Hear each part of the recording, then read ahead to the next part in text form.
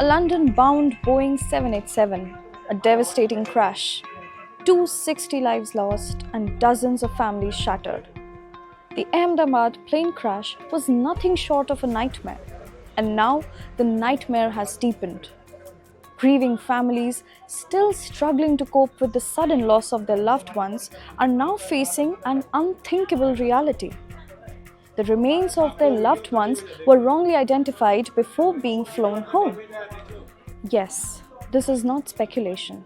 These are the disturbing findings shared by a leading aviation lawyer representing the bereaved families in the UK.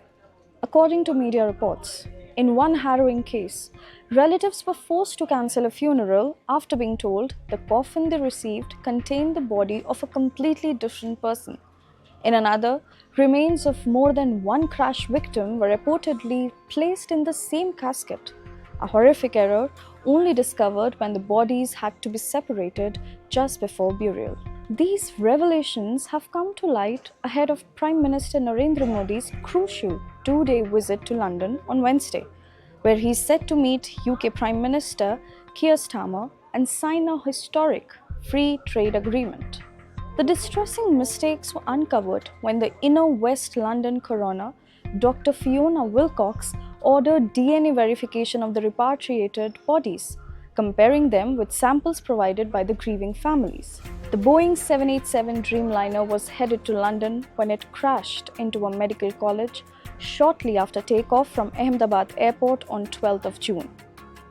241 passengers on board, including 52 Britons, perished in the disaster. 19 more people were killed on the ground. At least 67 were critically injured. While some victims were buried or cremated in India, at least 12 bodies were sent back to the UK. But now, the repatriation process itself is under scrutiny.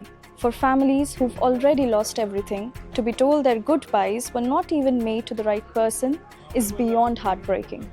As the investigation deepens and international leaders prepare to meet, one thing is clear: these families deserve answers, they deserve dignity, and they deserve justice. This is Apurva Adhikari for NDTV.